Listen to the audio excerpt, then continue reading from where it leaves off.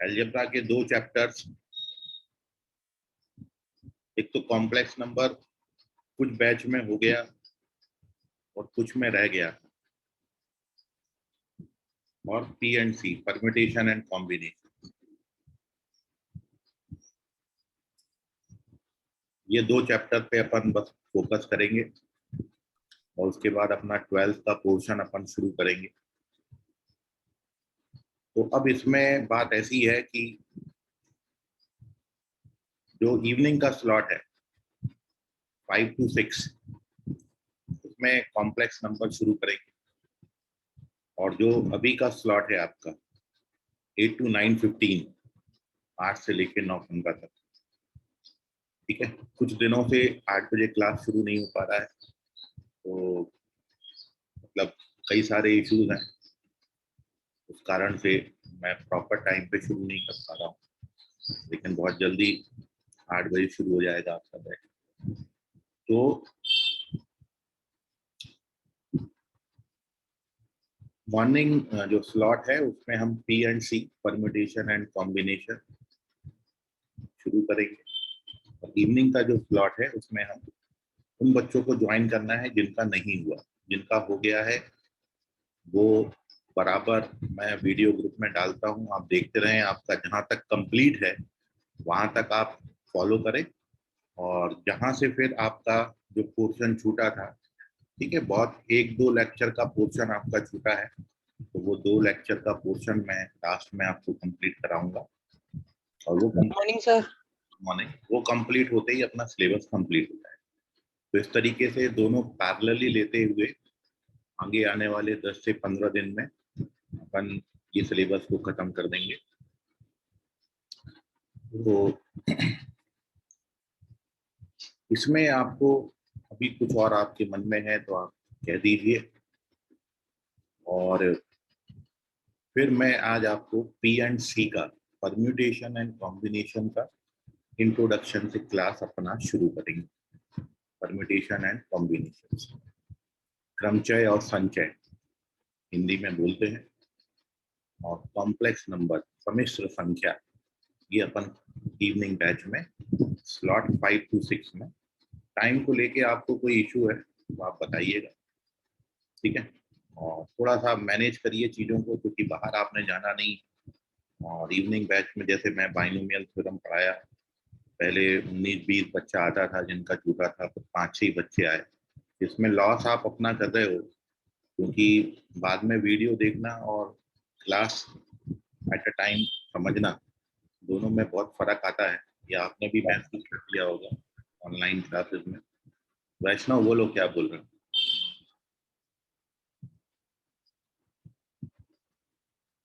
देखिए, set, relation और function, ये जेई में जो आता है, सेट से क्वेश्चन नहीं आते हैं, बहुत ना के बराबर आए, लेकिन जो रिलेशन, इसमें जो कंसेप्ट है बहुत इंपॉर्टेंट है, और रिलेशन की डेफिनेशन पढ़ के ही फंक्शन पे पहुंचा जाता है।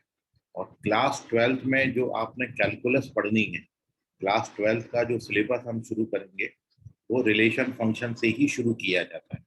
तो जो रिलेशन फंक्शन जो आपकी बात है, वो क्लास 12th का सबसे पहला पोर्शन है, तो वहीं से हम शुरू करेंगे, रिलेशन फंक्शन, ठीक है। कहीं कहीं आप देखोगे क्लास 11 के टेक्स्ट बुक में आपको देखने को मिलेगा ये रिलेशन, लेकिन क्योंकि फंक्शन के कंसेप्ट को समझने के लिए रिलेशन का कंसेप्ट समझना बहुत जरूरी है, इसलिए हम क्लास 12th में सबसे स्टार्टिंग जब फंक्शन की हम करते हैं, डिफरेंशियल कैलकुलस की करते हैं, तो वहाँ रिलेशन से ही शुरू करते हैं। तो मैं वहाँ पर आपको रिलेशन फंक्शन बताऊँ।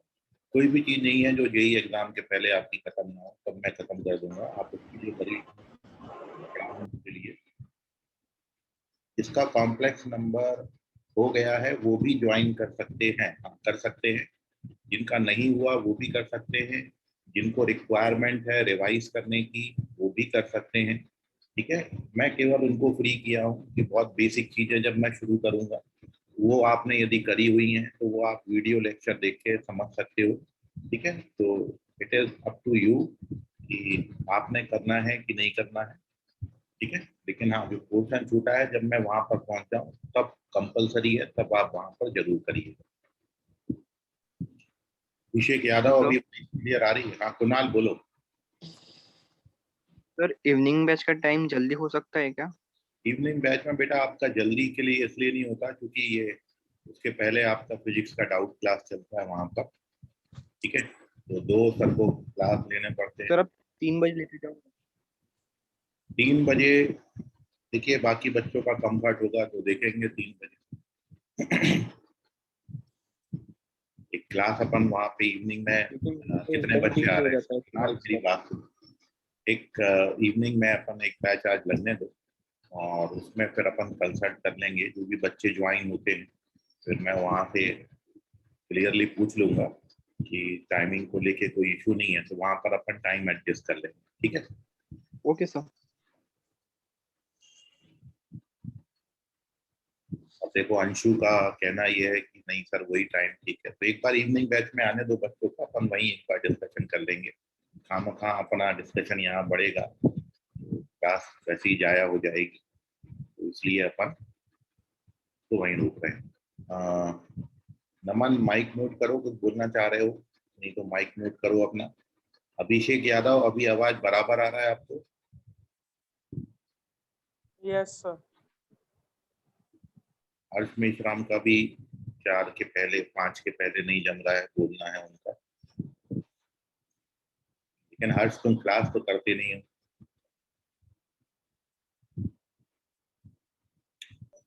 सर पेयर्स ऑफ लाइन खत्म हो गया? हाँ पेयर ऑफ लाइन में एक कंसेप्ट जो था वो आपका छोटा सा एक कंसेप्ट है, वो मैं अभी आपके साथ डिस्कस कर रहा हूँ, जिसको होमोजेनाइजेशन बोलते हैं, ठीक है? जिसमें क्या करना है वो मैं आपके साथ अभी डिस्कस कर रहा हूँ। तो वो एक कंसेप्ट छोटा सा है, वो आप समझ लीजिए पेयर ऑफ लाइन, और एक छोटा सा फॉर्मूला और मैं उसमें आपको बताऊंगा। नहीं, मैथमेटिकल रीजनिंग अलग चीज है और मैथमेटिकल इंडक्शन देखिए पूर्वा, मैथमेटिकल इंडक्शन सब्जेक्टिव थ्योरी में पढ़ा जाता है, ऑब्जेक्टिव में मैथमेटिकल इंडक्शन नहीं है। मैथमेटिकल इंडक्शन जो है वो बहुत छोटा सा कंसेप्ट है, और मैं उसका आपको आइडिया दे दूंगा, ठीक है? आधा या एक लेक्चर लगना है, उसमें आप पूरा मैथमेटिकल इंडक्शन सीख जाएंगे। मैथमेटिकल इंडक्शन एक्चुअली क्या सब्जेक्टिव प्रोसेस है, जिससे आपने जो रिजल्ट वेरीफाई किए हैं, जैसे आपने वेरीफाई किया है sum of first and natural number n into n plus 1/2 होता है, इसको बाई मैथमेटिकल इंडक्शन शो करना होता है, तो कहीं उस पर कोई ऑब्जेक्टिव क्वेश्चन बनता ही नहीं है। मैथमेटिकल इंडक्शन जेई मेंस और जेई एडवांस के सिलेबस में है ही नहीं, आपको केवल टेक्स्ट बुक में दिया होगा, वो भी केवल सीबीएसई में, स्टेट बोर्ड में तो शायद वो भी नहीं है मैथमेटिकल इंडक्शन, ठीक है? 11th एग्जाम में आता है, स्कूल एग्जाम, और आप स्कूल के एग्जाम कैसे दे रहे हो तो वो आप देख ही रहे हो। तो बहुत ज्यादा वरीड ना हो, आपको कभी भी स्कूल एग्जाम के पहले लगता है आप पर्सनली मेरे को कॉल करके पूछ सकते हो उसको, ठीक है पूर्वा?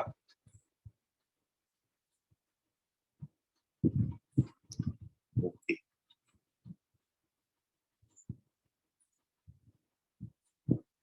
क्या मैसेज आया है?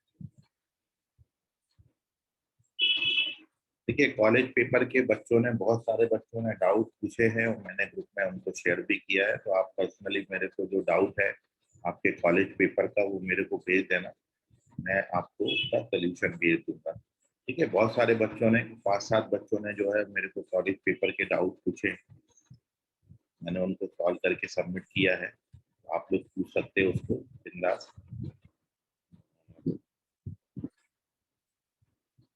सर मैं क्लास, हाँ वही है, मैं बोल रहा था हर्ष कि रेगुलरली वीडियो देखने से नहीं होना है, क्लास का अलग इम्पैक्ट आता है, रेगुलर वीडियो का अलग आता है, कि आप उसको स्पीड फास्ट करके देखते हो या कम करके देखते हो, समझ जाते हो, बहुत अच्छी बात है। लेकिन क्या है कि उसमें एक ये होता है कि जब अपन क्वेश्चन का डिस्कशन करते हैं और आप जब उसको सॉल्व करके आंसर बताते हो, जब आपको सही या गलत बताया जाता है तो उससे आपका कॉन्फिडेंस बढ़ता है, ठीक है? तो ये सब चीजें बहुत छोटी छोटी हैं लेकिन इम्पोर्टेंट है, और ऐसा भी नहीं है कि क्लास के वक्त आप क्वेश्चन सॉल्व नहीं कर सकते। मैंने बोला है कि जब कोई क्लास पर्टिकुलर चल रही है तो साथ में आप अपने बुक्स को रख के बैठें और बुक से क्वेश्चंस को आप सॉल्व करते रहें बीच क्लास में जो भी वक्त मिलता है। इसको आप टाइम यूटिलाइज करोगे तो आप चीजें काफी अच्छी निकाल के लेके चले जाओगे। हर्ष, पूर्वा, ओके सर। ट्रिग्नोमेट्री का वेटेज क्या है? जो भी है मेरे को पर्सनली भी भेज सकते हो प्रणव। और ट्रिग्नोमेट्री का वेटेज ठीक ठाक है, मतलब जेई में कोई क्राइटेरिया फिक्स नहीं है एक्चुअली, कि हो सकता है कभी 3 क्वेश्चन जेई में पूछ लें और हो सकता है कभी 2 आए, हो सकता है कभी 1 ही आए, क्योंकि यूनिट बहुत बड़ा है। इसलिए 2 क्वेश्चन तो आप मान के चलिए 25 में से 2 क्वेश्चन ट्रिग्नोमेट्री पे आपको मिल जाएंगे, 2 से 3 भी मिल जाएंगे। ठीक है, क्योंकि बहुत बड़ा है अपने आप में, प्रॉपर्टीज ही इतना बड़ा चैप्टर है। ठीक है, और हर चैप्टर उसमें इम्पोर्टेंट है, इसलिए वेटेज में कोई फिक्स नहीं है। यही ने कहीं कोई फिक्स नहीं किया कि इस पर्टिकुलर यूनिट से मैं इतने ही क्वेश्चन पूछूंगा। ठीक है, ये उन पर डिपेंड करता है कि 1 भी क्वेश्चन पूछ सकते हैं और 4 भी पूछ सकते हैं। तो 1 से लेके 4 तक मैं उसको रेंज दूंगा प्रणव। ट्रिग्नोमेट्री का जो जेई में पूछ सकते हैं आपसे, उसकी 1 से लेके 4 तक रेंज है। मिनिमम नंबर ऑफ क्वेश्चन 1 तो मिलेगा ही, मैक्सिमम 4 भी मिल सकते हैं। बाइनोमियल थ्योरम का आज लास्ट क्लास है इवनिंग बैच में। ठीक है, और उसके बाद हम कॉम्प्लेक्स नंबर शुरू करेंगे। तो इवनिंग बैच आप लोग ज्वाइन करिए। आज बाइनोमियल थ्योरम वहाँ कंप्लीट होगा। कंप्लीट हो गया तो मैं कॉम्प्लेक्स शुरू कर दूंगा, वरना अगली क्लास से कॉम्प्लेक्स शुरू बनाओ इंग्लिश। ओके सर, ठीक है। चलिए, तो ऑलमोस्ट सारे बच्चे ज्वाइन हो गए हैं। आपकी जो भी क्वेरीज थी उनको मैंने सॉल्व करने का कोशिश किया। जो भी आपके मन में और कुछ आ रहा है पूछ सकते हैं आप। तो लास्ट एक बार पूछना। क्या बोले बेटा? सर आपसे एक रिक्वेस्ट है। जी सर आप जैसे कोई टॉपिक पढ़ाते हो आज, तो उसकी कुछ असाइनमेंट देते जाओ लास्ट में, ताकि हम उसे प्रैक्टिस कर सके, उससे प्रैक्टिस बनी रहती है। ठीक है, मैं उसको असाइनमेंट को डलवा दूंगा, बट एक काम आप सभी लोग करें, बीपीएम का बुक खरीद के जरूर रख लो। मैं पहले भी बोला आपको। ठीक है, एक बुक आपके पास जरूर होना चाहिए, ऑब्जेक्टिव बुक। 2 पार्ट में आती है, वॉल्यूम 1 वॉल्यूम 2 करके। वॉल्यूम 1 11th के लिए है, एक साथ परचेस आप नहीं कर पा रहे हो। एक बुक यदि आप कॉम्पिटिटिव एग्जाम की तैयारी कर रहे हो तो एक बुक आपके पास कंपलसरी है, होना जरूरी है। ठीक है, तो आप उसके क्वेश्चन बनाइए, उससे आपको आइडिया भी लगता है कि हमारी जो थ्योरी है सही डायरेक्शन में जा रही है कि नहीं, और दूसरा मैं कितने क्वेश्चन बना पा रहा हूँ। तो क्वेश्चन मैं ग्रुप में डलवा दूंगा। हाँ बोलो, स्वयं कुछ बोलना चाह रहे हैं? ठीक है मानसी? Yes sir. सर आपके पास वो बुक है क्या? मेरे पास यहाँ अभी नहीं है, नागपुर में रखी होगी। स्वयं कामले, माइक ऑन है? कोई डाउट है क्या? माइक म्यूट करो स्वयं। तो शायद वॉइस क्लियर नहीं है, मैं उसको म्यूट कर देता हूँ, उसकी बोलती बंद कर देता हूँ। चलिए, ओके सो ब्रो, बेटा आर एस अग्रवाल नहीं, आर डी शर्मा यदि आपके पास है तो आप आर डी शर्मा भी ले सकते हैं। आर डी शर्मा 2 आती हैं, एक 11 टेक्स्ट बुक जो सीबीएसई का है, एनसीईआरटी, उस पर बेस्ड बुक आती है, सब्जेक्टिव बुक आती है आर डी शर्मा। ठीक है, और एक ऑब्जेक्टिव बुक आती है जो कि कंपटीशन के लिए आती है, जिसमें सारे क्वेश्चन ऑब्जेक्टिव होते हैं। और वो आर डी शर्मा आपको ऑब्जेक्टिव बुक खरीदनी है। यदि आप आर डी शर्मा लेना चाह रहे हैं तो आर डी शर्मा भी ले सकते हैं, अच्छी बुक है। बट याद रखें, सब्जेक्टिव मत ले लेना, ऑब्जेक्टिव लेना। सर और अरिहंत? अरिहंत का पूरा सेट ले सकते हो। अरिहंत बहुत बड़ी बुक। देखिए मार्केट में बहुत बुक अवेलेबल है, लेकिन मैं आपको वो बुक्स बताया हूँ कि जहाँ पर आपको क्वेश्चन करते करते कॉन्फिडेंस भी आए। कॉन्फिडेंस आपको यदि शुरुआत में ही आपने लूज कर दिया तो आगे आपके बनते हुए क्वेश्चन भी बिगड़ जाते हैं। और ये आपने इतनी बार माइनर मेजर एग्जाम यहाँ पर दिया, आपने महसूस किया होगा कि एक बार ही हम किसी क्वेश्चन में फंस गए तो वो क्वेश्चन से निकलते निकलते अगले क्वेश्चन पे भी वो इम्पैक्ट छोड़ के जाता है। ठीक है, तो बहुत अरिहंत जो है वो एस के गोयल और अमित अग्रवाल, ये दो लोग लिखते हैं मिलके। ठीक है, एस के गोयल और अमित अग्रवाल ने 5-6 वॉल्यूम में निकाला हुआ है जेई का पूरा। तो अरिहंत का भी पब्लिकेशन का जो बुक है अच्छा है, आप उसको भी सॉल्व कर सकते हैं। नो सर, मैंने बस एक वो कोऑर्डिनेट ज्योमेट्री रिलेटेड का लिया है कि हाँ, वॉल्यूम वही लिया है। यूनिट वाइज उन्होंने बनाया है। कोऑर्डिनेट ज्योमेट्री का एक है, ट्रिग्नोमेट्री का एक है, अलजेब्रा का एक है, डिफरेंशियल कैलकुलस का है, इंटीग्रल कैलकुलस का है, 3D वेक्टर करके एक उनका बुक आता है, प्रोबेबिलिटी का। ठीक है, तो ये इतनी वॉल्यूम में निकाला हुआ है। मानसी सर फिर बताइए। तो बुक का नाम है VPM, विशाल प्रकाशन मंदिर, VPM। वैसे बच्चों को मैं पहले सजेस्ट करता था ML खन्ना, लेकिन मार्केट में वो अवेलेबल नहीं है, या पब्लिकेशन बहुत ज़्यादा बुक सेलर्स के पास आपको नहीं मिलेगा। अच्छा बुक सर का आपको उसका कॉस्ट पता है क्या वीपीएम का? BPM कुछ 1400 अराउंड आएगा दोनों मिला के, शायद, मेरे को जहाँ तक आइडिया, एकदम एग्जैक्ट आइडिया नहीं है। सर वीपीएन में थेरीज भी है क्या? BPM में थ्योरी का आइडिया मेरे को नहीं है। BPM में थ्योरी है, थ्योरी मिल जाएगा BPM हिमांशी को।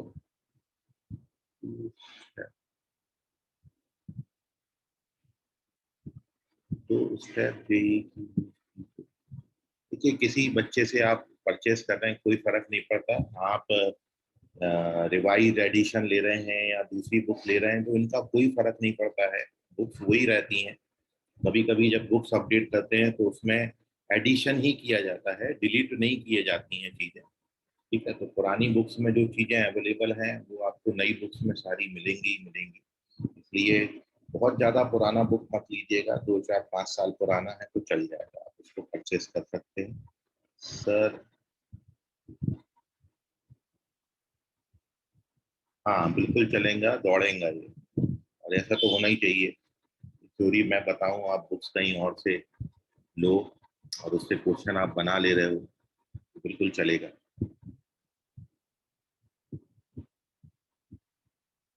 BPM मिल जाएगी, मार्केट में इजीली मिल जा रही है। हाँ, थ्योरी शॉर्ट में दिया है BPM में, बहुत ज़्यादा डिटेल में नहीं है। यदि आपने डिटेल में थ्योरी चाहिए, बहुत कम कॉम्पिटिटिव बुक्स हैं, क्योंकि थ्योरी के साथ यदि वो क्वेश्चन डालेंगे तो बहुत ज़्यादा बड़ी बुक हो जाएगी। इसलिए थ्योरी जो है बहुत शॉर्ट में दे देते हैं, ताकि आप इसको ये समझिए कि भाई आपने क्लास में जो पढ़ा उसको एक बार मैं थ्योरी पढ़ के रिवाइज कर लूँ और फिर मैं क्वेश्चन करूँ। BPM में जो थ्योरी दिया है थोड़ा शॉर्ट में दिया है, पूरा फुल फ्लैश थ्योरी नहीं दिया है, लेकिन हाँ कंसेप्ट उसके आपको मिल जाएंगे। और अदरवाइज आपको थ्योरी भी अच्छी चाहिए और क्वेश्चन भी अच्छे चाहिए, तो यूनिवर्सल सेल्फ स्कोरर करके, जिसको अभी एररलेस नाम दे दिया है, एररलेस में नंबर ऑफ क्वेश्चन भी बहुत हैं और थ्योरी बहुत अच्छे से दी है। और थ्योरी जो है वो टॉपिक वाइज है, बाकी बुक्स में ऐसा नहीं मिलेगा कलेक्शन आपको, जैसा आपको सेल्फ स्कोरर में कलेक्शन करके दिया है। ठीक है, वो 0 से शुरू करके 100 तक उसको लेके गए, मतलब बहुत बेसिक से शुरू करके एडवांस लेवल तक की प्रॉब्लम उसमें दी है। तो यदि आप बहुत बेसिक से शुरू करके अच्छे क्वेश्चन तक जाना चाहते हो तो आप एररलेस ले सकते हो। तो उसमें थ्योरी भी अच्छा दिया है, काफी डिटेल में दिया है, तो वो एररलेस बुक ले लें आप।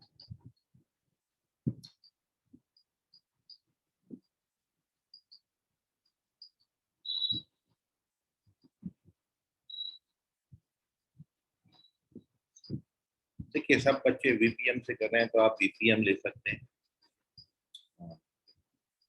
थ्योरी तो ML खन्ना में भी नहीं है, लेकिन हाँ ML खन्ना में जैसे VPM में आपको 4 सेक्शन में डिवाइड करके क्वेश्चन को लेवल वाइज डिवाइड किया है। वैसा एमएल खन्ना में नहीं किया है। और एमएल खन्ना लेने के पीछे मैं ये बच्चों को रीजन जो कारण है उसके पीछे का वो ये है कि एमएल खन्ना 2 पार्ट में लिखते हैं। एक आता है उनका ऑब्जेक्टिव बुक और एक आता है सब्जेक्टिव बुक। ऑब्जेक्टिव बुक जो है वो जेई मेंस के पर्पज से है। यदि मैं बिल्कुल बच्चों को गारंटी देता हूँ कि आप उसको 100% बुक्स को लगा लोगे तो आप जेई में बहुत अच्छा स्कोर कर लोगे। और एक जेई एडवांस के लेवल से वो आपका सब्जेक्टिव बुक लिखते हैं। जेई एडवांस सब्जेक्टिव बुक उनका जेई एडवांस लेवल का है। और 2 साल तक आप उसको यदि पूरा पूरा लगा लेते हो तो बहुत सारे कंसेप्ट बहुत अच्छे से आप सीख जाओगे। बहुत अच्छे से उसमें सिखाया गया है, ठीक है।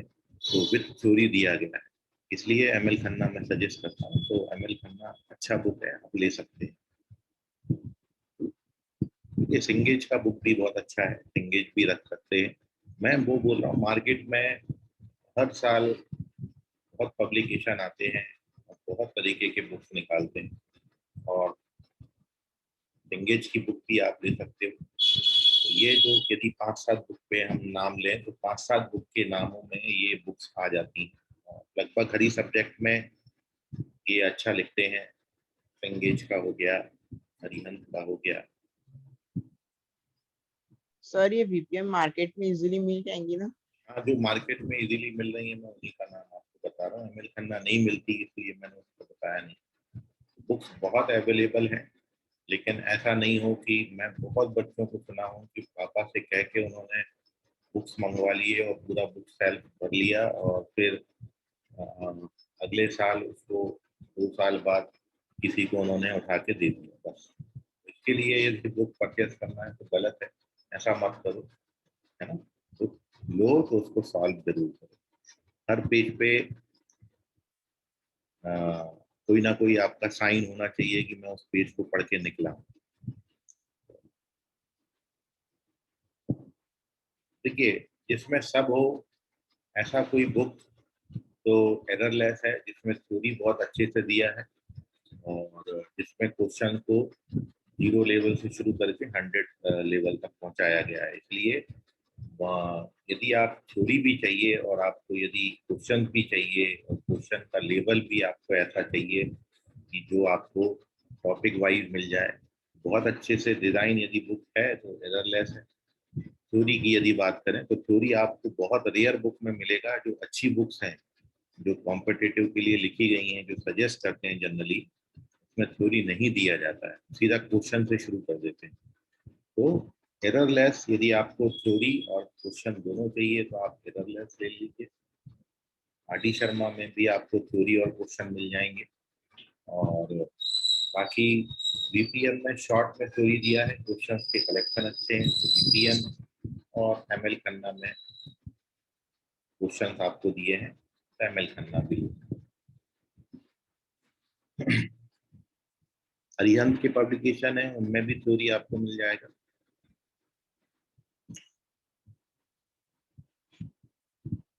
लेकिन नंबर ऑफ क्वेश्चन बहुत कम है।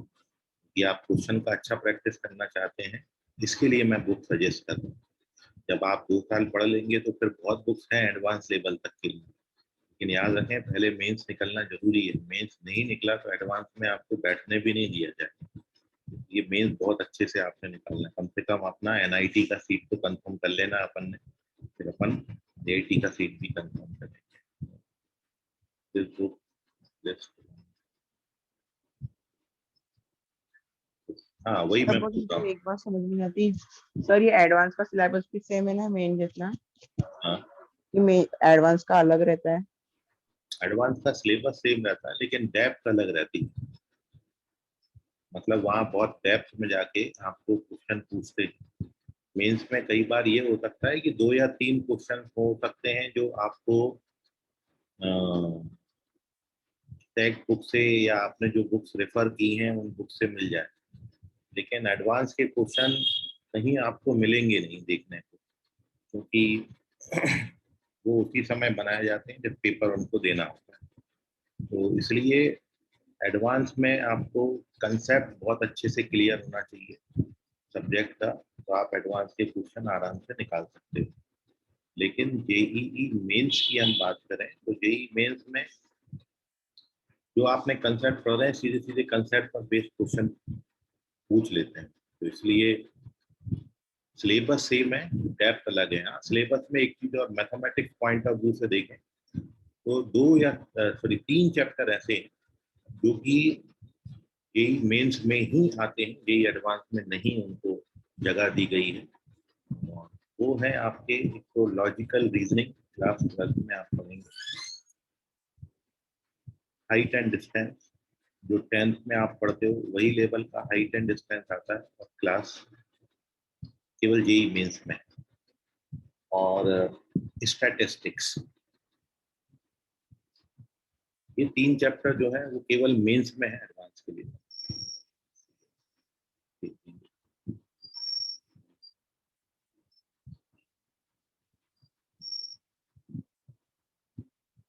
हाँ, तो आराम से आप दूसरे कहीं आईआईटी में आपको मिल जाएगा सीएस।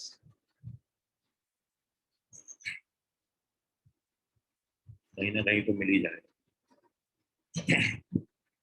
चलिए, तो मैं थोड़ा सा इंट्रोडक्शन वही बोला आज आपको शुरू करता हूँ।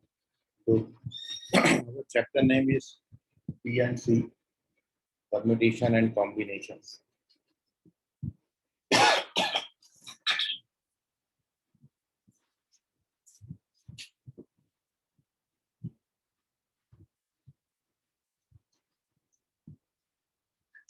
So here P stands for permutation and C stands for combinations, permutations and combination. तो परम्यूटेशन और कॉम्बिनेशन में डिफरेंस क्या है, पहले मैं वो आपको डिस्कस कर देता हूँ।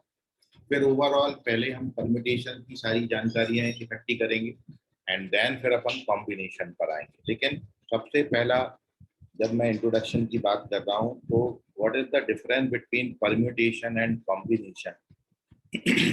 तो परम्यूटेशन का मतलब होता है अरेंजमेंट, ऑब्जेक्ट्स का अरेंजमेंट। परम्यूटेशन मीन्स है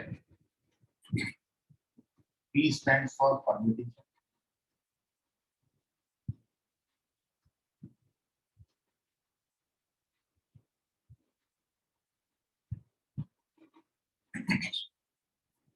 या फिर आप इसको बोलते हैं अरेंजमेंट।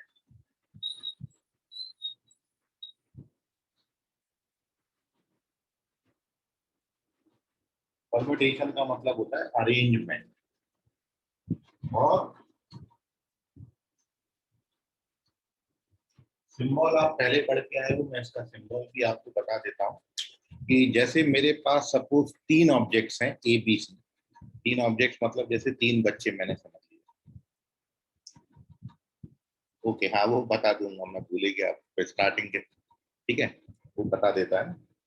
चलिए पहले ये एक छोटा सा कंसेप्ट बता देता, फिर वो कंसेप्ट बता देता। तो परम्यूटेशन का मतलब है अरेंजमेंट। जैसे if we have 3 objects A B C, तो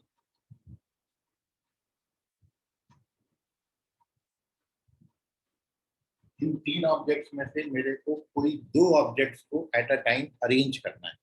if we have to arrange 2 objects out of 3 given objects, then total number of ways कितने होंगे। कितने तरीकों से 3 ऑब्जेक्ट्स में से 2 ऑब्जेक्ट्स को हम अरेंज कर सकते हैं, टोटल नंबर ऑफ वेज कितने हैं। तो यहाँ पर मैं लिख रहा हूँ total number of ways in which 2 objects out of 3 objects A, B and C can be arranged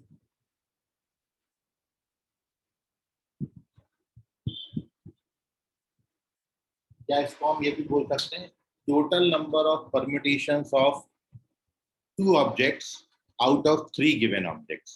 तो टोटल नंबर ऑफ अरेंजमेंट बोले या टोटल नंबर ऑफ परम्यूटेशन बोले। कहीं कहीं क्वेश्चन आप जब पढ़ोगे तो अरेंजमेंट वर्ड देंगे, कहीं कहीं आप जब क्वेश्चन पढ़ेंगे तो परम्यूटेशन वर्ड देंगे। तो total number of ways in which two objects out of three given objects A, B, C can be arranged is, तो यदि नंबर ऑफ वेज की बात कर रहा हूँ तो कितने तरीके होंगे, 5 होंगे, 6 होंगे, 10 होंगे, 20 होंगे। तो टोटल नंबर ऑफ वेज जो इसमें आते हैं वो आते हैं, आप 3 ऑब्जेक्ट्स में से 2 ऑब्जेक्ट्स को एट अ टाइम 6 तरीके से अरेंज कर सकते हो। आपके पास जो नंबर ऑफ वेज होंगे उनको अरेंज करने की वो है 6।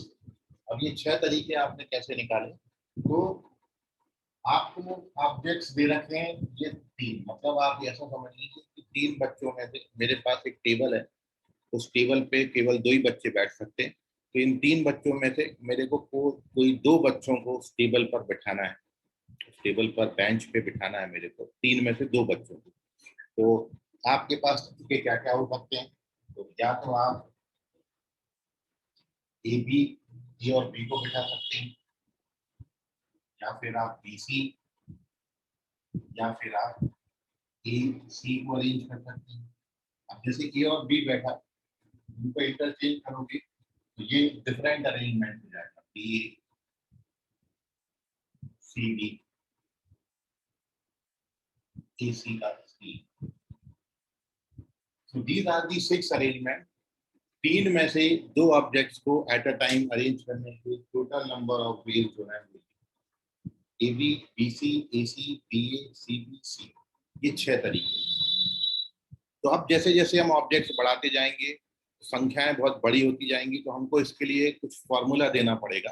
ठीक है, तो एक मैं नोटेशन आपको बता देता हूँ, और फिर वो नोटेशन कहाँ से लाए, कैसे लाए, इस पर पूरा मैं आप बहुत बेसिक आइडिया आज आपको केवल P और C के बारे में जानकारी दे रहा हूँ। फिर अगली क्लास से हम इसको प्रॉपर पूरा फुल फ्लैश में डिस्कस करेंगे। तो केवल आप P का मतलब समझिए, P फॉर परम्यूटेशन। परम्यूटेशन का मतलब होता है अरेंजमेंट। मेरे को कुछ ऑब्जेक्ट्स दिए जाएंगे, 2 प्रकार के सवाल बनते हैं, उन कुछ ऑब्जेक्ट्स में से मेरे को सारों को अरेंज करना होता है, या उन गिवन ऑब्जेक्ट्स में से मेरे को कुछ को अरेंज होता है। 2 टाइप के क्वेश्चन बनेंगे। जैसे मेरे पास 10 ऑब्जेक्ट्स गिवन है, 10 बच्चे गिवन है, मेरे पास 2 प्रकार का क्वेश्चन आएगा। या तो मेरे को बोला जाएगा 10 में से 10 बच्चों को अरेंज करो, या फिर ये क्वेश्चन आएगा 10 में से कुछ को अरेंज करो। कुछ की जगह पर 10 में से 2 हो सकता है, 10 में से 3, 10 में से 4, 10 में से 5, 10 में से 6, 10 में से 7, 10 में से 8, 10 में से 9। तो ये हो गए 10 में से कुछ ऑब्जेक्ट्स, या फिर 10 में से 10 को। तो 2 टाइप का क्वेश्चन आएगा। जितने ऑब्जेक्ट गिवन है उनमें से सारों को अरेंज करना है, एक क्वेश्चन बन गया। जितने ऑब्जेक्ट गिवन है उनमें से कुछ को अरेंज करना है, दूसरा क्वेश्चन बन गया। ठीक है, सो अरेंजमेंट के ये नंबर ऑफ वेज निकालने के लिए जो नोटेशन आपको दिया जाता है, वो नोटेशन, तो ये जो 6 वैल्यू आई है, ये 6 वैल्यूज, ये 6 नंबर्स हैं। और इसको आगे हम जब डेरिवेशन में आपको पूरा परम्यूटेशन के बारे में और डिटेल बताऊंगा, तब आप वहां पर देखोगे यहाँ पर ये जो वैल्यू है ये एक्चुअली 3p2 का वैल्यू आता है। 3p2 का वैल्यू यहाँ पर आता है। सो यहाँ पर P स्टैंड्स फॉर परम्यूटेशन। जैसे आपने बाइनोमियल थ्योरम में C लिखा था, C फॉर होता है कॉम्बिनेशन, 3 में से 2 को सिलेक्ट करना है, वहां पर हम C यूज करते हैं। लेकिन 3 में से 2 को अरेंज करना है, तो टोटल ऑब्जेक्ट ऊपर लिखे जाते हैं, P फॉर परम्यूटेशन, और 2 स्टैंड फॉर 3 में से कितने ऑब्जेक्ट्स आप एट अ टाइम अरेंज कर रहे हो। तो 3p2 का मतलब 3 में से 2 ऑब्जेक्ट्स हम एट अ टाइम अरेंज कर रहे हैं। तो 3p2 का वैल्यू जो है वो 6 आता है। तो एक्चुअली यहाँ पर ये जो, अब मेरे को यदि 4 ऑब्जेक्ट दे दें तो 4 में से 2 को अरेंज करना है, तो आप ऐसे ऐसे करके वो भी निकाल लोगे। 5 में से 2 ऑब्जेक्ट करना है तो भी आप निकाल लोगे। 10 में से 2 ऑब्जेक्ट करना है तो भी आप निकाल लोगे। लेकिन जैसे जैसे हम ऑब्जेक्ट बढ़ाते जाएंगे, वैसे वैसे ये जो अरेंजमेंट्स हैं ये आपके लिए मुश्किल होता जाएगा। इसलिए इसके लिए ऐसा फॉर्मूला जरूरी है। तो यदि मेरे को 4 में से 2 अरेंज करना है तो मैं इसको 4p2 लिख दूंगा। 5 में से 2 अरेंज करना है तो 5p2 लिख दूंगा। 10 में से 2 अरेंज करना है तो 10p2 लिख दूंगा। 100 में से 2 अरेंज करना है तो 100p2 लिख दूंगा। और जरूरी नहीं है हर बार 2 ही ऑब्जेक्ट अरेंज करने हो। 10 में से 3 करने हो तो 10p3, 10 में से 4 करने हो तो 10p4, 100 में से 50 करने हो तो 100p4। जितने ऑब्जेक्ट्स हैं ऊपर आएंगे, फिर P आएगा, P फॉर परम्यूटेशन मतलब अरेंज करना है। कितने अरेंज करना है, 50 अरेंज करना है तो नीचे 50 आएगा, 100 P 50, ठीक है। तो जब आप ये लिखोगे तो उसका वैल्यू कैलकुलेट करने का कुछ फॉर्मूला तो होना चाहिए आपके पास, तो ये फॉर्मूला का मैं पूरा डेरिवेशन आपको करके बताऊंगा। तो इन जनरल जो एनपीआर के लिए फॉर्मूला है, एक बार और आप यहाँ पर याद रखेंगे, एन में से यदि आपको आर ऑब्जेक्ट्स को एट अ टाइम अरेंज करना है, if we have to arrange r objects out of n given objects, then formula for npr is n factorial upon n minus r factorial into r factorial. Only n factorial upon n minus r factorial. जैसे आपने अभी 3p2 का value निकाला, तो 3p2 का जो value है, यदि हम इस फॉर्मूला से कैलकुलेट करने जाएं, उसका फॉर्मूला है 3 factorial upon 3 minus 2 factorial, which is 3 factorial upon 1 factorial. Factorial तो आप जानते ही हो, फैक्टोरियल का मतलब होता है पहले n नेचुरल नंबर का प्रोडक्ट, पहले 3 नेचुरल नंबर का प्रोडक्ट। तो ये आएगा 3 2 1, नीचे आएगा 1, और इसको कैलकुलेट करोगे तो 6। इस तरीके से 3p2 का वैल्यू 6 दिया जाता है, और इससे आप 4p2, 5p2, 10p2, 100p2 कोई सा भी वैल्यू कैलकुलेट करना है। तो this is the formula for n में से जब मेरे को r ऑब्जेक्ट्स को अरेंज करते, कहीं भी n की आपको ओवरऑल जो यहाँ पर आपको बोर्ड पे जितनी बातें लिखी है उसमें से जो सीखना है वो केवल इतना है कि परम्यूटेशन का मतलब अरेंजमेंट होता है, और मेरे को यदि n ऑब्जेक्ट्स में से r ऑब्जेक्ट्स को अरेंज करना है तो उनके लिए नोटेशन ये दिया गया है, और इस नोटेशन की वैल्यू, इस नोटेशन का वैल्यू कैलकुलेट करने के लिए formula n factorial upon n minus r factorial है, क्योंकि मैंने यहाँ पर आपको करके बताया। तो ये हो गया आपका परम्यूटेशन। परम्यूटेशन का मतलब आप अरेंजमेंट समझिएगा। दूसरा जो वर्ड है वो है combination, C stands for combination.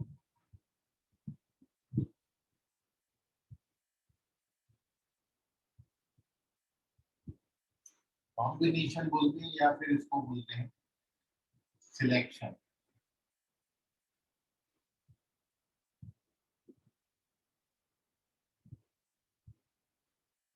Combination या फिर सिलेक्शन। अब आपके पास एक सरप्राइज, एक टाइप का सवाल और आता है कि मेरे को यदि 3 ऑब्जेक्ट दिए हैं, 3 में से 2 ऑब्जेक्ट्स को सिलेक्ट करना है, मतलब total number of veg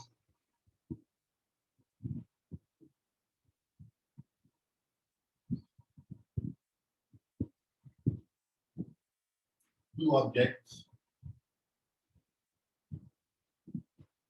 out of 3 objects A, B and C can be selected। पूरी लाइन वही है, बस अरेंजमेंट की जगह पर सिलेक्शन आ जाए।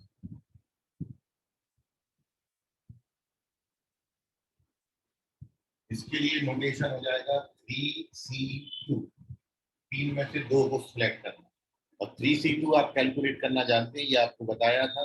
2 बार कम करके लिखेंगे, एक एक कितना आएगा 3 into 2 2 into 1, ये 2 कैंसिल और वैल्यू देगा 3। तो 3 में से 2 ऑब्जेक्ट्स को सिलेक्ट करना है, तो उसकी वैल्यू जो आएगी वो 3 आएगी। और वो वैल्यूज कौन कौन सी होंगी, जैसे हमने यहाँ पर अरेंजमेंट लिखा था, तो आपको यहाँ से अरेंजमेंट और सिलेक्शन में डिफरेंस समझ में आएगा। तो यदि 3 में से 2 ऑब्जेक्ट सिलेक्ट करना है, मतलब ऐसी बात है जो मैं आपको पहले भी बोला था कि मेरे पास 3 बच्चे हैं, और 3 बच्चों में से कोई 2 बच्चों को मेरे को इंडियन आइडल में लेके जाना है, 3 में से 2 बच्चों को इंडियन आइडल के लिए मेरे को सिलेक्ट करना है। तो सिलेक्शन के मेरे पास तरीके कितने होंगे, या तो मैं ए और बी को सिलेक्ट कर सकता हूँ, या मैं बी और सी को सिलेक्ट कर सकता हूँ, या फिर मैं ए और सी को सिलेक्ट कर सकता हूँ। ये 3 तरीके, these are the number of ways. अब देखिए आप यहाँ पर अरेंजमेंट और इस बात पे आपको फोकस करनी है मेनली,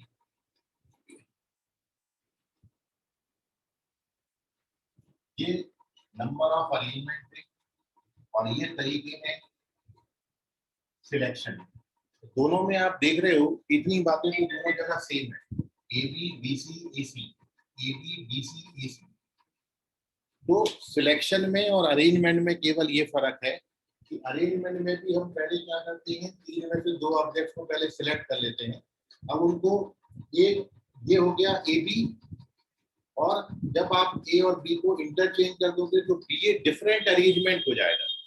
लेकिन जब आप सिलेक्शन की बात बोलोगे तो आप सिलेक्शन में ए बी बोलो या बी ए बोलो, वो एक ही काउंट होगा।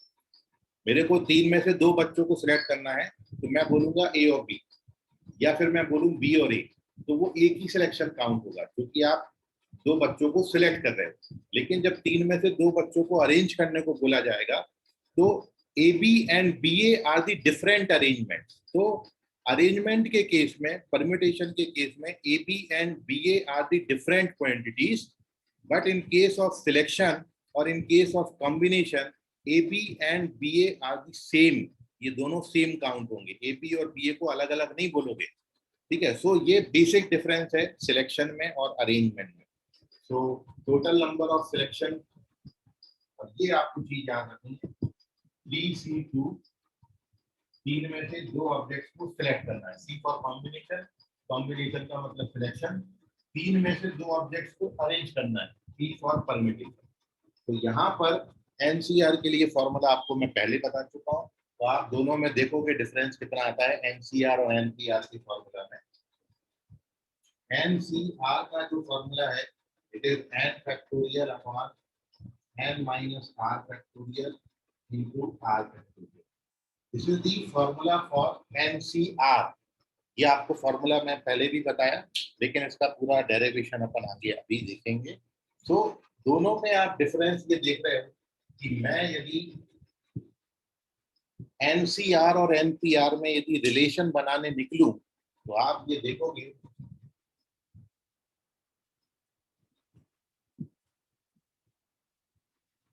दोनों में केवल फर्क इतना है, ये वाला जो r फैक्टोरियल है, ये r फैक्टोरियल को मैं यदि NCR में मल्टीप्लाई करूं तो ये NPR के बराबर हो जाएगा। मतलब इन दोनों बॉक्स से यदि आप फाइनल कंक्लूजन पे पहुंचना चाहते हो तो this is the result, NPR is equals to NCR into R factorial.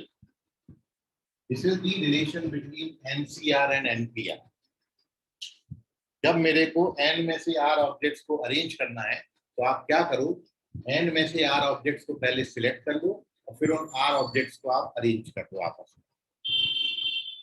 बस ये तरीके हैं।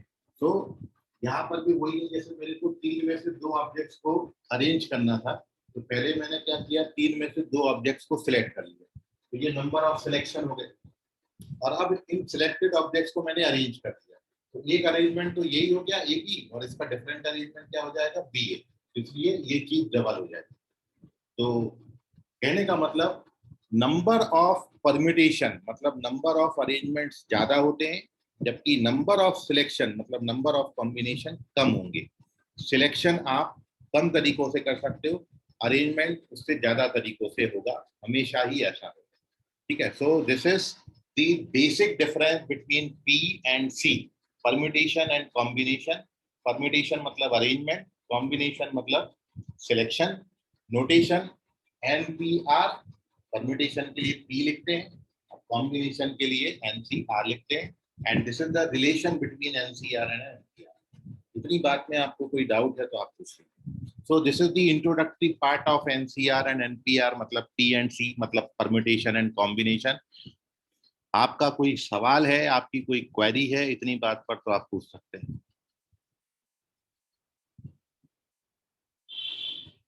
चलिए, वेरी गुड।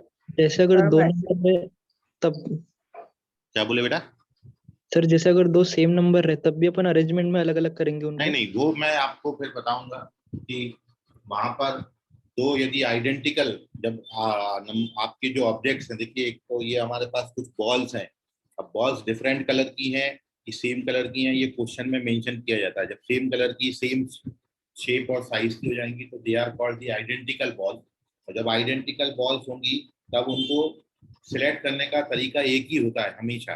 यदि मेरे पास 10 आइडेंटिकल बॉल हैं और 10 आइडेंटिकल बॉल्स में से आपको मैं बोलूं 2 बॉल सिलेक्ट करो तो तरीका एक ही है, 10 आइडेंटिकल बॉल में से 3 बॉल सेलेक्ट करूं तो तरीका एक ही है, 10 आइडेंटिकल बॉल में से at a time 9 ball select करूं तो भी तरीका एक ही होगा। तो आइडेंटिकल के लिए कहानी थोड़ी सी अलग हो जाती है। अभी अपन ये मान के चल रहे हैं कि अपने जो ऑब्जेक्ट्स हैं वो डिफरेंट है, क्योंकि मैं ए बी सी लिया हूँ, आगे जब मेरे को आइडेंटिकल लेना होगा तो मैं ए लूंगा। ठीक है, तो अपन उस पर बात करेंगे आगे डिस्कशन। ठीक है ऋषभ? Okay sir. ओके बेटा। सर हाँ बोलो।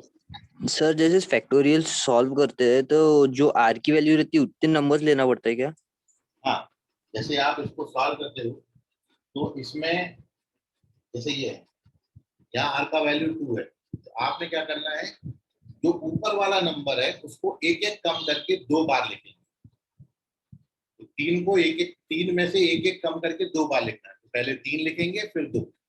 जैसे यदि यहाँ पर 10C3 होता, जनरली बहुत अच्छा एग्जांपल मैं जब सबको देता हूँ 10C3, तो 10C3 का मतलब क्या है कि 10 में से एक एक कम करके 3 बार लिखना है। तो 10, 9 और 8 न्यूमरेटर में आएगा और डिनोमिनेटर में 3 फैक्टोरियल मतलब 3 to 1 आएगा।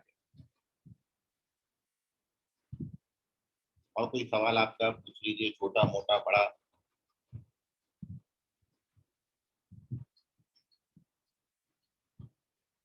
चलिए, तो एक जो कंसेप्ट मैं आपको बोला था पहले, मैं उस पर थोड़ा सा आइडिया आपको दे देता हूँ। तो कंसेप्ट जो है आपका होमोजेनेशन जिसको हम बोलते हैं।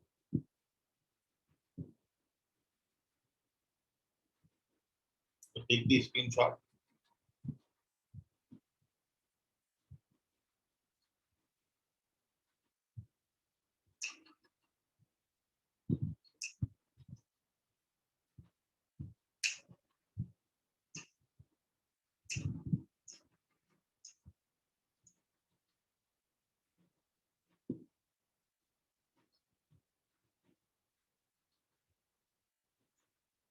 देखिए, ये तो आपका वो हो गया कि चैप्टर स्टार्ट हो गया है। बाकी जो मैं होमोजेनेशन में आपको बोल रहा था, जो एक बात मेरे को पूछा भी था ऋषभ बोधे ने, समय मैं वो कंसेप्ट क्लियर नहीं कर पाया था। ठीक है, तो केवल इतनी सी एक बात है कि आपने कर्व पढ़े हैं, सर्कल पढ़ा है, पैराबोला पढ़ा है, एलिप्स पढ़ा है, हाइपरबोला पढ़ा है। इन कर्व को कोई लाइन यदि इंटरसेक्ट करे 2 पॉइंटों पर, if a line intersect the given curve at 2 distinct points, तो जिन पॉइंटों पर इंटरसेक्ट किया है वो पॉइंट ऑफ इंटरसेक्शन और ओरिजिन को ज्वाइन करने वाले 2 लाइन बनेंगे।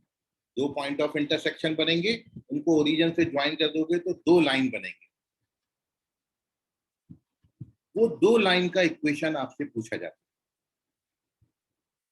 Find the equation of line passing through origin and point of intersection of given line and given curve. वो कर्व आपको सर्कल, पैराबोला, एलिप्स और हाइपरबोला में से कोई भी दे सकते हैं। तो यदि आप इसको यूजुअल मेथड से करने जाओगे, यदि आप इसको यूजुअल मेथड से करने जाएंगे, मतलब आपको ये कर्व सर्कल, पैराबोला या एलिप्स में से कुछ भी दिया है, हाइपरबोला, और इस कर्व को यदि कोई लाइन आके इंटरसेक्ट करिए 2 पॉइंटों पर, ये हमने कोई कर्व ले लिया सी, तो इसको कोई लाइन ने इंटरसेक्ट किया 2 पॉइंटों पर,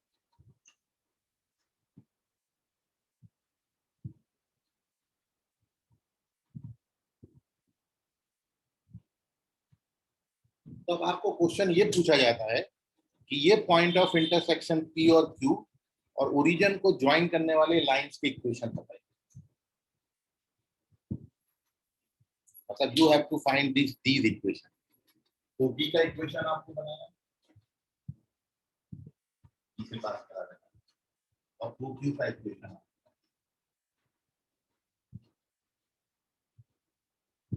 ये ओपी और ओक्यू के इक्वेशन हमको चाहिए, ये क्वेश्चन। तो अब ये बड़ा लेंदी प्रोसीजर होगा कि जब आप इसको यूजुअल मेथड से करने जाओ, कि आप लाइन को कर्व के साथ सॉल्व करके, क्योंकि 2D प्लेन है तो ये भी लाइन एक्स वाई वेरिएबल में होगी, कर्व भी एक्स वाई में होगा, तो आप दोनों से y को एलिमिनेट करोगे, x में क्वाड्रेटिक बनाओगे, x की 2 वैल्यूज आएंगी, जैसा क्वेश्चन कल पूछा था उसने, और x की 2 वैल्यूज आएंगी, उनके करस्पॉन्डिंग y की 2 वैल्यूज आएंगी, मतलब हमको p और q पॉइंट मिलेगा। p और q पॉइंट जब मिल गया तो p और ओरिजिन को ज्वाइन करने वाला लाइन मिल जाएगा आपको, और q और ओरिजिन को ज्वाइन करने वाला लाइन मिल जाएगा। बोलते वक्त तो हमने बड़ी जल्दी जल्दी बोल दिया इसमें, लेकिन जब आप सॉल्व करने जाओगे तो थोड़ा सा टाइम कंज्यूमिंग है ये।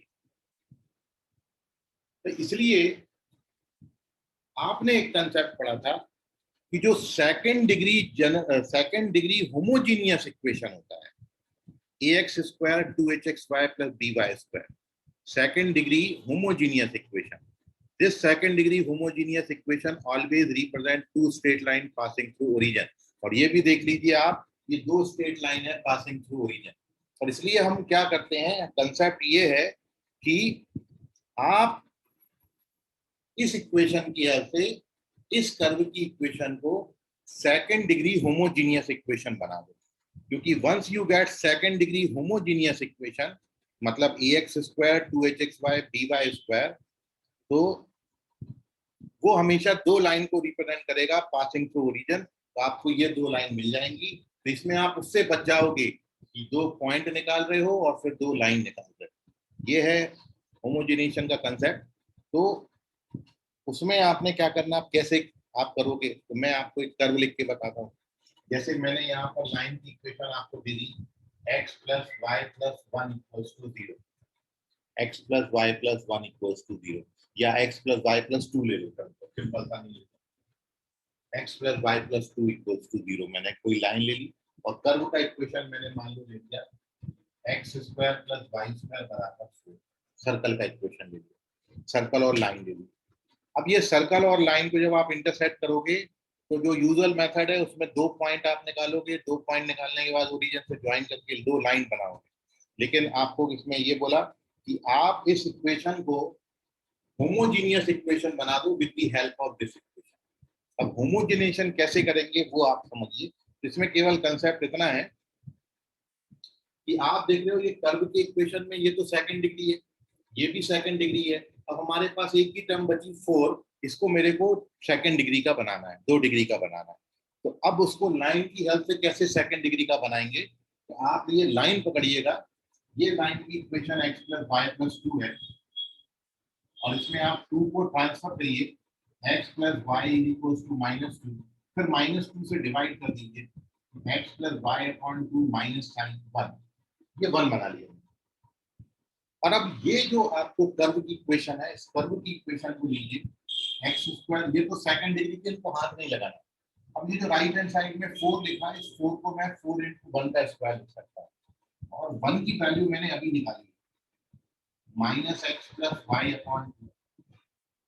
अब जब आप ओपन करोगे ये 4 कैंसिल हो जाएगा और ये आएगा x square plus y square plus 2x square. Finally, we get xy equals to 0.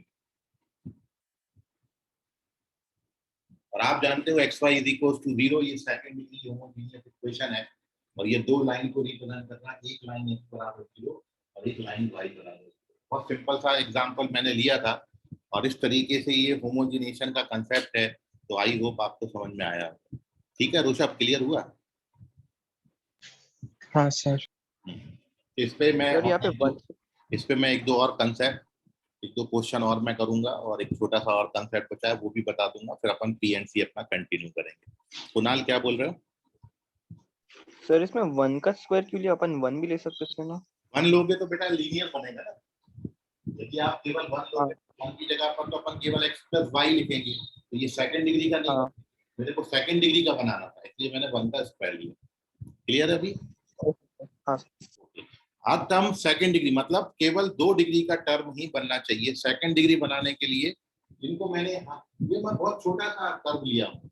आप यदि सर्कल की जनरल इक्वेशन ले लेते तो x square plus y square plus 2gx plus 2fy plus c होता है, तो उसमें भी अपन एक्स स्क्वायर वाई स्क्वायर को हाथ नहीं लगाते। लेकिन जहाँ 2gx आता तो मैं उसको 2gx into 1 लिखता, जहाँ 2fy आता उसको 2fy into 1 लिखता, और जहाँ पर c आता उसको c into 1 का स्क्वायर लिखता। ठीक है, यदि आप यहाँ पर सर्कल की जनरल इक्वेशन लेते तो x square plus y square, फिर मैं यहाँ पर क्या लिखता 2gx into 1 2fy into 1, और जो c आता है c into 1 का स्क्वायर। अब जब आप ये 1 का वैल्यू यहाँ डालोगे और यहाँ डालोगे तो हर टर्म जो है वो 2 डिग्री का बनेगा। मतलब ओवरऑल जब फाइनल कैलकुलेशन करोगे तो फाइनल कैलकुलेशन के बाद ये ऐसी एक इक्वेशन बनेगी जिसमें एक्स स्क्वायर वाला टर्म होगा, जिसमें एक्स वाई वाला टर्म होगा और जिसमें वाई स्क्वायर वाला टर्म। तो ये कंबाइंड इक्वेशन ऑफ 2 लाइन बन जाएगा जो हमसे पूछी थी। तो इसमें आप ये सब करने से बच जाओगे, लेंदी अप्रोच। ठीक है, तो देख लीजिए, बाकी करेंगे अगली क्लास में अपन कंटिन्यू पी एंड सी। इस पे 1-2 सवाल मैं बताऊंगा आपको, फिर अपन पी एंड सी कंटिन्यू करेंगे। सर हाँ बोलो। सर जैसे अपन ने फैमिली ऑफ सर्कल और फैमिली ऑफ स्ट्रेट लाइन में पढ़ा था कि जैसे 2 लाइन इंटरसेक्ट करते थे या कुछ कॉमन रहता था तो अपन लैम्डा मतलब इंट्रोड्यूस करते थे वहाँ पे L1 + लैम्डा L2। तो हाँ, उसको एक कंडीशन दी रहती थी जो लैम्डा सेटिस्फाई करता था, इसलिए अपन कंफर्म बोल देते थे कि यही वो लाइन होंगी। लेकिन हाँ। यहाँ पे अपन कैसे बोल सकते हैं कि मतलब पी एन क्यू से ही पास करेंगे हमेशा? नहीं, क्योंकि देखिए आपको लाइन और कर्व को आपने सॉल्व करके होमोजिनेशन किया है और इसलिए आपको जो 2 लाइन मिलेंगे वो लाइन और कर्व के पॉइंट ऑफ इंटरसेक्शन से ही पास होंगे, क्योंकि लाइन से ही आपने इस कर्व को सेकंड डिग्री का बनाया है और इसलिए जो 2 लाइन बनेंगी इन्हीं पी और क्यू से पास होने वाली बनेंगी। हमने अपने मन से कोई कंसीडर नहीं करी लाइन, हमको क्वेश्चन में जो लाइन और कर्व दिया था हमने उसी को सॉल्व करके सेकंड डिग्री इक्वेशन बनाया। ठीक है, सो बिल्कुल ये पी और क्यू से पास होने वाली लाइन होगी। या फिर आप ऐसा भी कर सकते हो कि आप पहले इस मेथड से बना लो 2 लाइंस और आप जो यूजुअल मेथड है उससे पी और क्यू निकालो और पी और क्यू आप देखोगे इसको सेटिस्फाई करेंगे। सर ये होमोजेनाइजेशन मतलब कर्व और स्ट्रेट लाइन के लिए ही होता है कि मतलब किसी के लिए भी हो सकता है, कोई भी कर्व के लिए भी हो सकता है? कोई भी कर्व, मैंने आपको बोला ना, ये कर्व सर्कल, पैराबोला, एलिप्स और हाइपरबोला कुछ भी हो सकता है, बस लाइन नहीं होना चाहिए, लाइन के साथ एक कर्व होना चाहिए। नहीं मतलब 2 कर्व भी हो सकते क्या? 2 कर्व के लिए जब आप सॉल्व करोगे तो 2 कर्व के लिए आपको ये क्वेश्चन में यदि पूछा गया है कि ओरिजिन से पास होने वाली लाइन आप बताइए, तो 2 कर्व के लिए आप करोगे कैसे? क्योंकि ऑलरेडी यहाँ पर लीनियर इक्वेशन है, जहां पर यदि कर्व की इक्वेशन में 1 बनेगा तब मैं 1 की जगह पर तो ये डाल दूंगा, लेकिन जहाँ 1 का स्क्वायर करोगे तो ये 4 डिग्री पे पहुंच जाएगा, इसलिए कर्व के साथ एक लाइन होगी तभी ये सॉल्व होगा। कर्व के साथ कर्व में नहीं पूछा जाता। सर अगर सर्कल रहे तो 2 मतलब ओरिजिन से पास वाला x² + y² = कोई भी कांस्टेंट वाला करके देखो आप उसको, एक जनरल सर्कल ले लो और एक किसी का सेंटर अलग पॉइंट पे करके देखो आप, क्योंकि लीनियर इक्वेशन बनती ना, इसमें लीनियर होना एक जरूरी है। हाँ सर। चलिए, तो आपकी आगे वाली क्लास का समय हो रहा है, इसलिए अपन इसको अगली क्लास में कंटिन्यू करेंगे। और जिनको कॉम्प्लेक्स नंबर करना है वो इवनिंग बैच में, आज मैं क्लास कंसेप्ट खत्म करूंगा बाइनोमियल थ्योरम का, तो अगली क्लास से कॉम्प्लेक्स शुरू होगा। ठीक है, लास्ट ये 2 चैप्टर है, अपन पे फोकस कर रहे हैं। तो आज के लिए फिलहाल इतना, बाकी करेंगे अगली क्लास में। धन्यवाद, bye, good night everyone. Bye sir.